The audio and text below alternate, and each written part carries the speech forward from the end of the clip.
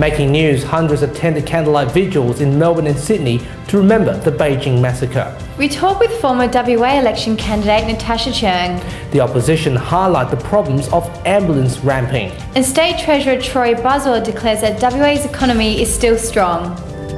This is the evening news with Leung Danielle Staniskov.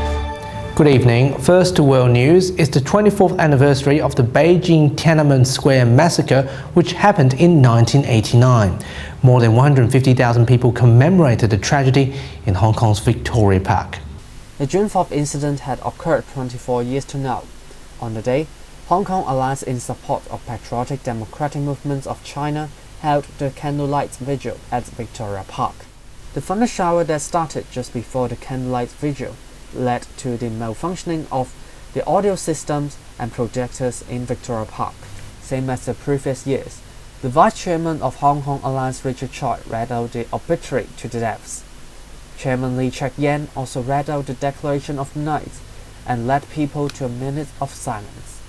However, after the silence, he announced that the candlelight vigil would end early. In the rainstorm, some people chose to stay inside the park. Some others rushed to nearby bus stops to leave the place as soon as possible. For the figure of people joining the event, Hong Kong Alliance said there were 150,000 at the night, while police raised the figure of 54,000. Dustin Low, WMN News. Meanwhile, in Australia, there were also events held on the Australian East Coast to commemorate the Beijing Massacre, with hundreds attending candlelight vigils held in Sydney and Melbourne. Australia is remembering the 24th anniversary of the Tiananmen Square massacre with candlelight vigils held in Sydney and Melbourne. In Sydney, 3 tanks built from cardboard were found in front of Queen Victoria Building, Belmore Park and Martin Place, attracting people to stop by and take pictures of it. Posters with the heading "Remembering the Tiananmen Incident" and information of the massacre was stuck to the side of the tank. No individuals nor parties have admitted their tanks built. On the same day at night, many had gathered in front of the China consulate in remembrance of those who passed away. The group consisted of ex-prisoners of China, migrants and young students from both Hong Kong and China. They took turns in sharing their hope for a democratic China and in redress of those who China accused of 24 years ago. Adrian Pang, Web News. Back to Perth now. 3 months ago, West Australia almost made political history. Natasha Cheung, representing the Liberal Party in West Swan, lost by a small margin. If she won, she would have been WA's first Chinese female MP.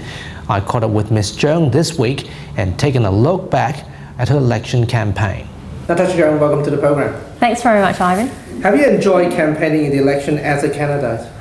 Definitely I did. I liked the opportunity to meet with people when I was out campaigning. I think that was probably the thing I enjoyed the most, and also listening to everybody and kind of finding out the issues that they thought was important. What motivates you to join politics? I don't think it was so much politics as the opportunity to try and make a difference. I've got young children. I've sat as a councillor at the City of Swan, and what kind of drives me is the opportunity to try and contribute where I can, to try and make a change. So I think it was more the opportunity to try and make a difference and take whatever opportunity I could. What do you feel when you discover that you lose the election by such a small margin? I've got to say, it was obviously, I definitely was upset, just because the reason for me running was the opportunity to try and help and make a difference and, try and serve the community. So I think that was the thing I was most disappointed about. The fact that I didn't have the opportunity to do all the things that I wanted to do. Given that you're a Chinese, do you think that your participation in the election, that is a historical moment for WA's political history? I think so. I know that as I was campaigning, it wasn't only the Chinese community, but I also had a lot of support from various ethnic communities. I had a lot of support from the Indian associations and the Afghanistan associations. I think WA is very multicultural, and I think people appreciated the fact that there was someone there to try and represent them. So I was very much embraced by the multicultural community. Finally, will you attempt to compete in the next state election? The next election's obviously a long way away. At the moment, my main focus is obviously on family enjoying the role that I've just taken, which is as an advisor to a minister. And obviously just kind of getting back into routine. You know, I've got 3 young children. My oldest is 10 and my youngest is only 2. So it's just focusing back on family. But I guess the reason why I ran is still there, which is obviously service to others and trying to contribute to the community. So I wouldn't rule it out, but 4 years is definitely a long way away. Natasha, Cheung, thanks for your time. Thanks very much, Ivan. The opposition came out to criticise the Barnett government's health management, saying that ambulance ramping rates in WA have reached record highs. Martin Wilson has more.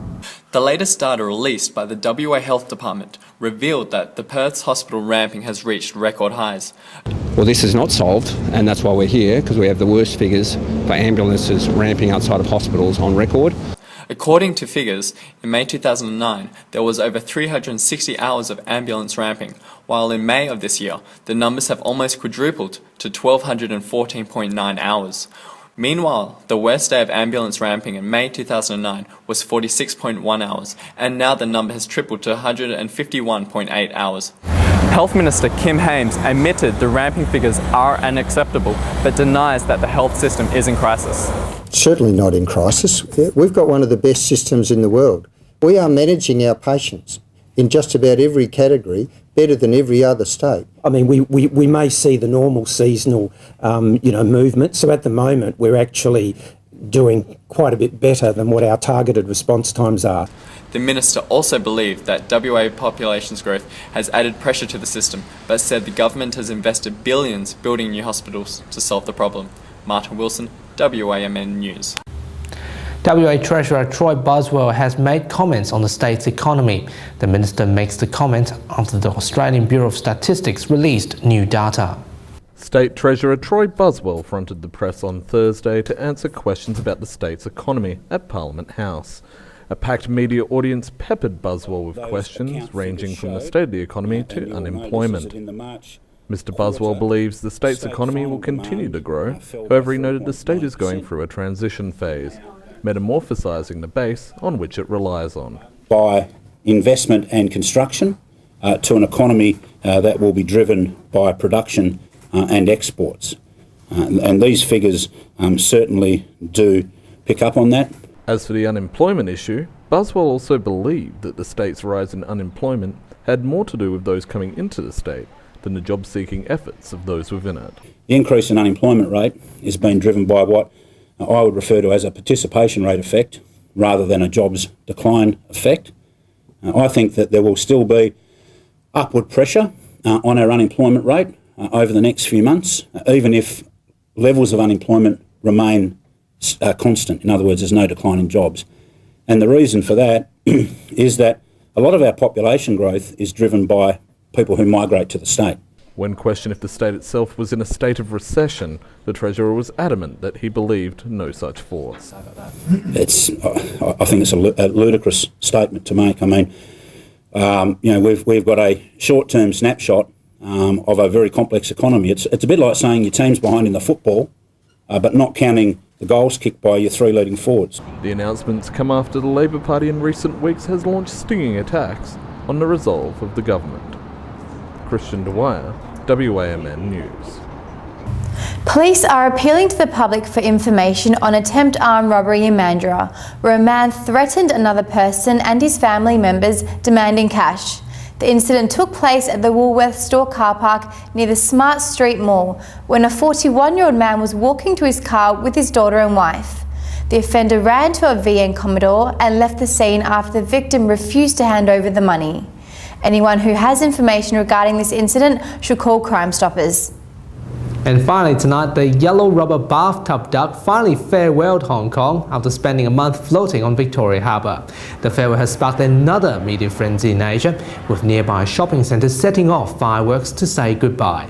WAMN News understands the duck will set sail to another city in the United States, but so far the organiser has not revealed which city it will be.